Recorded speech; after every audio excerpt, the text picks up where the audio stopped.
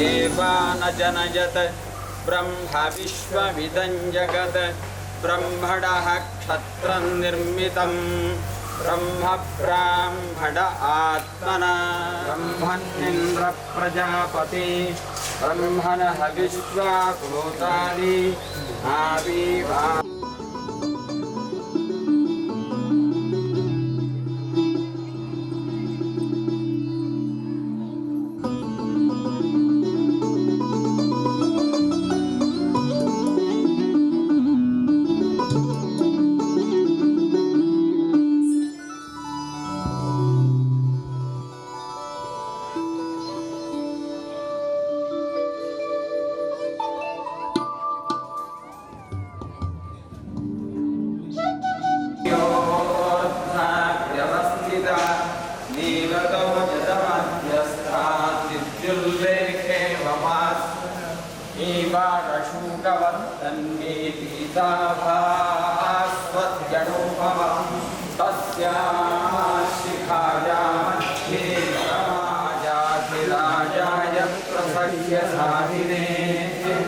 नमो वयं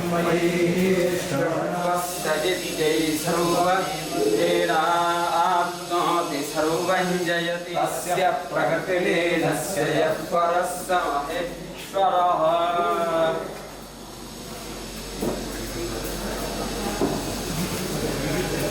सत्यो जातं प्रवक्ष्यामि सत्यो जाताय वै नमो नमः भवे भवेदाति भवे भवस्तमां भवोद्भवाय नमः वामदेवाय नमः ज्येष्ठाकर्णाय नमो बलाय नमो बलप्रमथनाय नमः अभूतगमनाय नमो मनोन्मनाय नमः अघोरेभ्यो घोरेभ्यो घोरघोरतरेभ्यः ऊर्ध्वाय नमः ऊर्ध्वलिङ्गाय नमः हिरण्याय नमः दिव्यलिङ्गाय नमः भवाय नमः भवलिङ्गाय नमः शर्वाय नमः शर्वलिङ्गाय नमः एषा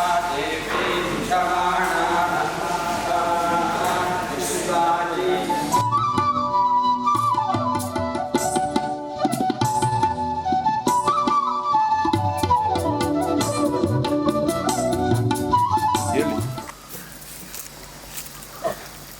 ಪೂರ್ವನಿಶ್ಚಿತ ಪ್ರಕಾರವಾಗಿ ಬ್ರಹ್ಮಕಲಶೋತ್ಸವಕ್ಕೆ ನಾವು ತಯಾರಾಗ್ತಾ ಇದ್ದೇವೆ. 17ರಿಂದ 28ನೇ ತಾರೀಕಿನ ತನಕ ವಾರ್ಷಿಕೋತ್ಸವ, ಅದೇ ರೀತಿ ಆ ದೈವಗಳ ನೇಮೋತ್ಸವ ತನಕ ನಡೆಯುವಂತಹ ವಿಜೃಂಭಣೆಯಿಂದ ನಡೆಸಲ್ಪಡುವಂತಹ ಕಾರ್ಯಕ್ರಮಗಳಿಗೆ, ನಡೆಯುವಂತಹ ಅನ್ನದಾನಕ್ಕೆ ಬೇಕಾದಂತಹ ವ್ಯವಸ್ಥೆಗೆ ಮತ್ತು ಸಾಂಸ್ಕೃತಿಕ ಕಾರ್ಯಕ್ರಮಗಳ ವ್ಯವಸ್ಥೆಗೆ ಚಪ್ರ ಹಾಕುವುದಕ್ಕೋಸ್ಕರವಾಗಿ ಇವತ್ತಿನ ದಿವಸ ಮಂಟಪ ನಿರ್ಮಾಣಕ್ಕೆ ಬೇಕಾಗಿ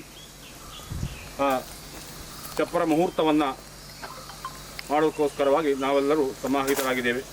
ಇವತ್ತಿನಿಂದ ತೊಡಗಿಕೊಳ್ಳುವಂತಹ ಈ ಚಪ್ಪರ ನಿರ್ಮಾಣ ಕಾರ್ಯದಲ್ಲಿ ಯಾವುದೇ ರೀತಿಯ ವಿಘ್ನಗಳಿಲ್ಲದೆ ಅಂದವಾದಂತಹ ಓರಣದಿಂದ ಕೂಡಿದಂತಹ ಈ ತನಕ ಇಲ್ಲಿಯೂ ಈ ರೀತಿಯಾದಂತಹ ಸಭಾ ವ್ಯವಸ್ಥೆ ನಡೆದಿಲ್ಲ ಎಂಬಂತಹ ಒಳ್ಳೆಯ ಮಾತನ್ನು ಕೇಳಿಕೊಳ್ಳುವಂತಹ ರೀತಿಯಲ್ಲಿ ಇಲ್ಲಿ ಆ ಮಂಟಪ ಚಪ್ಪರ ನಿರ್ಮಾಣ ಆಗಬೇಕು.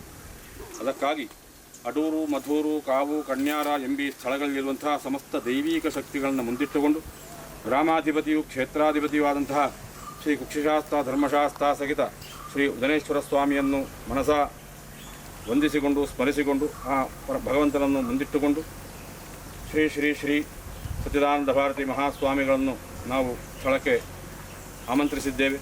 ಅವರ ದಿವ್ಯ ಉಪಸ್ಥಿತಿಯಲ್ಲಿ ಅವರಿಂದ ಈ ಚಪ್ಪರ ಮುಹೂರ್ತವನ್ನು ಮಾಡೋದಕ್ಕೋಸ್ಕರವಾಗಿ ನಾವೆಲ್ಲರೂ ಕೂಡ ಆ ಭಗವಂತನಲ್ಲಿ ಅನುಗ್ರಹವನ್ನು ಬೇಡಿಕೊಳ್ತಾ ಇದ್ದೇವೆ. ಓಂ ಹರಶಂಭೋ ಮಹಾದೇವ ವಿಶ್ವೇಶಾಮರವಲ್ಲಭ ಶಿವಶಂಕರ ಸರ್ವಾತ್ಮನ್ ನೀಲಕಂಠ ನಮೋಸ್ತುತೆ ಗೋವಿಂದ. ಮಹಾಗಣಪತಿ ದೇವರ ಪಾದಾನಂದಕ್ಕೆ ಗೋವಿಂದಾನಿ ಗೋವಿಂದ. ಶ್ರೀ ಗೋಪಾಲಕೃಷ್ಣ ದೇವರ ಪಾದಾನಂದಕ್ಕೆ ಗೋವಿಂದಾನಿ ಗೋವಿಂದ. ಕಾವು ಪಾರ್ಥಸಾರಥಿ ದೇವರ ಪಾದಾನಂದಕ್ಕೆ ಗೋವಿಂದಾನಿ ಗೋವಿಂದ.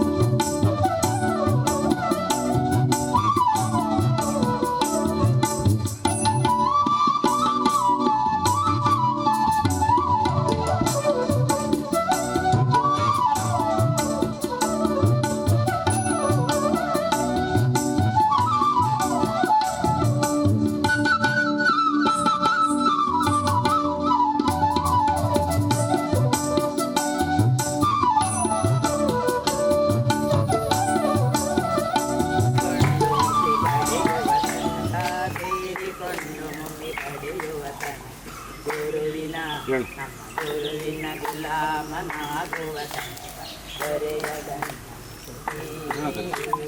ಗುರುವಿನ ಗುಲಾಮನಾಗುವ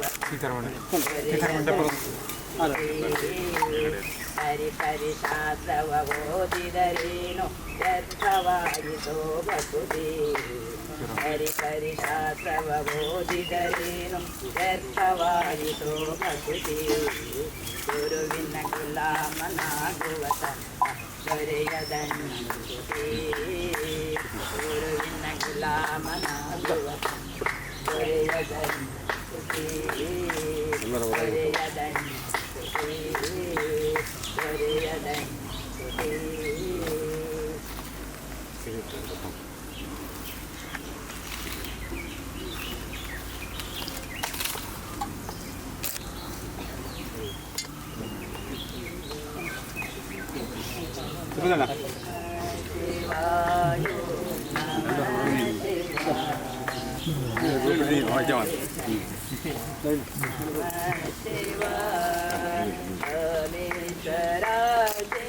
रामेश्वर हरे हरे शंकर नमः शिवाय रामेश्वर शिव रामेश्वर हरे हरे शंकर नमः शिवाय ओम नमः शिवाय नमः शिवाय हरे हरे नमः शिवाय ओम नमः शिवाय नमः शिवाय ಗೋವಿಂದಾನೆ ಗೋವಿಂದ.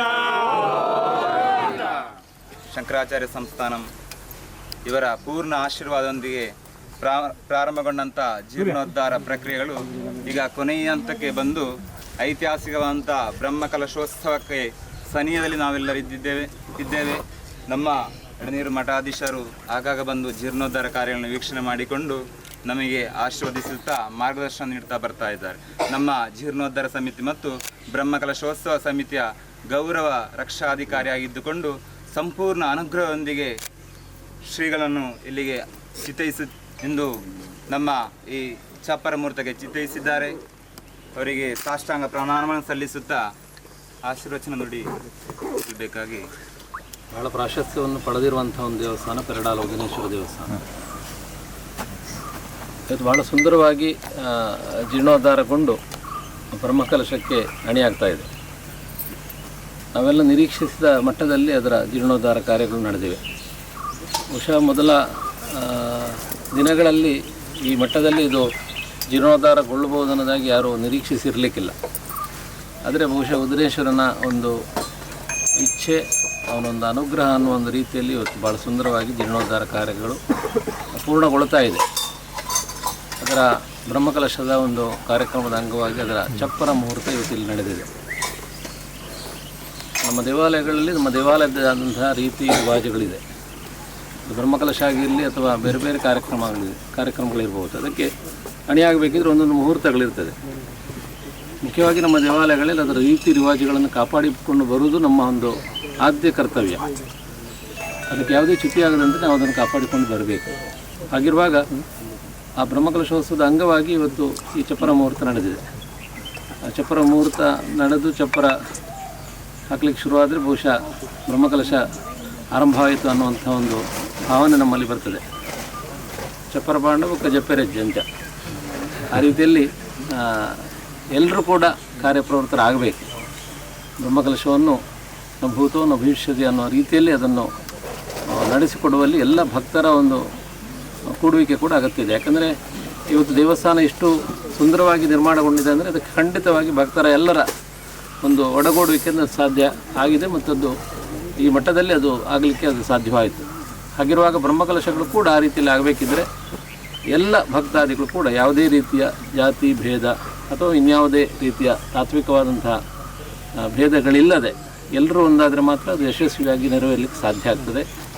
ಆ ನಿಟ್ಟಿನಲ್ಲಿ ಇವತ್ತು ಪೆರಡಾಲ ದೇವಸ್ಥಾನದಲ್ಲಿ ಅಂಥ ಒಂದು ಕಾರ್ಯ ನಡೆದಿದೆ. ಎಲ್ಲರೂ ಒಂದಾಗಿ ಕೂಡ ಅದನ್ನು ನೆರವೇರಿಸಿದ್ದಾರೆ ಅನ್ನೋದು ನಮಗೊಂದು ಹೆಮ್ಮೆಯ ಸಂಗತಿ. ಮುಂದಿನ ದಿನಗಳಲ್ಲಿ ಬ್ರಹ್ಮಕಲಶೋತ್ಸವಾದಿ ಕಾರ್ಯಕ್ರಮಗಳು ಖಂಡಿತವಾಗಿ ಅದು ವಿಜೃಂಭಣೆಯಿಂದ ನಮ್ಮ ಊರೇ ಯಾವತ್ತಿಗೂ ನೆನಪಿಸಿಕೊಳ್ಳುವಂತೆ ಅದು ನಡೀತದೆ ಅನ್ನುವಂಥ ಒಂದು ಭರವಸೆ ನಮಗೆ ಕೂಡ ಇದೆ. ಅದರಿಂದ ಇನ್ನು ನಡೆಯುವಂಥ ಎಲ್ಲ ಇದರ ತಯಾರಿ ಕಾರ್ಯಗಳಿರ್ಬೋದು, ಆ ನಂತರದಲ್ಲಿ ನಡೆಯುವಂಥ ಇದರ ಎಲ್ಲ ಉಸ್ತುವಾರಿ ಕಾರ್ಯಕ್ರಮಗಳಿರ್ಬೋದು, ಅದು ನಿರ್ವಿಘ್ನವಾಗಿ ನಿರಾತಂಕವಾಗಿ ನಡೆಯಲಿ. ನಿನ್ನೆಯ ದಿನ ಯುಗಾದಿ, ನಮ್ಮ ಹೊಸ ಸಂವತ್ಸರ ಪ್ರಾರಂಭವಾಗಿದೆ, ಪರಾಭವ ನಾಮ ಸಂವತ್ಸರ. ಬಹುಶಃ ಪರಾಭವ ಅನ್ನೋ ಅರ್ಥ ಎಲ್ರಿಗೂ ಗೊತ್ತಿದೆ. ನಿಜವಾಗಿ ಧಾರ್ಮಿಕವಾಗಿ ಧರ್ಮಕ್ಕೆ ವಿರುದ್ಧವಾಗಿರುವಂತಹ ಶಕ್ತಿಗಳಿಗೆ ಪರಾಭವ ಉಂಟಾಗಲಿ ಈ ಸಂವತ್ಸರದಲ್ಲಿ. ಎಲ್ಲರ ಮನಸ್ಸಲ್ಲಿ ಇರುವ ಕೂಡ ಯಾವುದಾದ್ರೂ ಬೇರೆ ಬೇರೆ ಯೋಚನೆಗಳಿದ್ದರೆ ಅಥವಾ ದುಷ್ಟ ಶಕ್ತಿಗಳು, ನೆಗೆಟಿವ್ ಆಗಿರುವಂಥ ಶಕ್ತಿಗಳಿದ್ದರೆ ಅದಕ್ಕೆ ಪರಾಭವ ಆಗಲಿ, ಸಂವತ್ಸರದ ವಿಜಯ ಆಗಲಿ. ಆ ನಿಟ್ಟಿನಲ್ಲಿ ಈ ಪರಾಭವ ನಾಮ ಸಂವತ್ಸರದ ಆದಿಯಲ್ಲಿ ನಡೀತಾ ಇರುವಂಥ ಈ ಕ್ಷೇತ್ರದ ಬ್ರಹ್ಮಕಲಶ ಕಾರ್ಯಕ್ರಮಗಳು ನಿರ್ವಿಘ್ನವಾಗಿ ನಿರಾತಂಕವಾಗಿ ನಡೀಲಿ ಅನ್ನೋದಾಗಿ ಈ ಸಂದರ್ಭದಲ್ಲಿ ವಿಶೇಷವಾಗಿ ಕ್ಷೇತ್ರಾಧಿಪತಿಯಾದಂತಹ ಶ್ರೀ ಉದನೇಶ್ವರನಲ್ಲಿ ಮತ್ತು ಅದರ ಎಲ್ಲ ಅಂಗ ದೇವರುಗಳಲ್ಲಿ ಪ್ರಾರ್ಥಿಸ್ತಾ ಬಂದಂಥ ಎಲ್ಲರಿಗೂ ನಮ್ಮ ಆರಾಧ್ಯ ಮೂರ್ತಿಗಳಾದ ಶ್ರೀ ದಕ್ಷಿಣಾಮೂರ್ತಿ ಗೋಪಾಲಕೃಷ್ಣ ಸ್ವಾಮಿ ಹಾಗೂ ಸ್ಥಳದಲ್ಲಿ ನೆರೆದಂತಹ ಉದನೇಶ್ವರ ಆಯುರಾರೋಗ್ಯ ಭಾಗ್ಯಗಳನ್ನು ಕೊಡಲಿ, ಕೈಗೊಂಡಂತಹ ಕಾರ್ಯಗಳು ಸುಗಮವಾಗಿ ಸಾಗಲಿ ಅನ್ನೋದಾಗಿ ಮತ್ತೊಮ್ಮೆ ಪ್ರಾರ್ಥಿಸ್ತಾ ಮಾತಿನಿಂದ ವಿರಮಿಸ್ತಾ ಇದ್ದೇನೆ. ಸರ್ವೇ ಜನಾಃ ಸುಖಿನೋ ಭವಂತು. ಓಂ ಶಾಂತಿ ಶಾಂತಿ ಶಾಂತಿ. ಹರ ಹರ ಮಹಾದೇವ.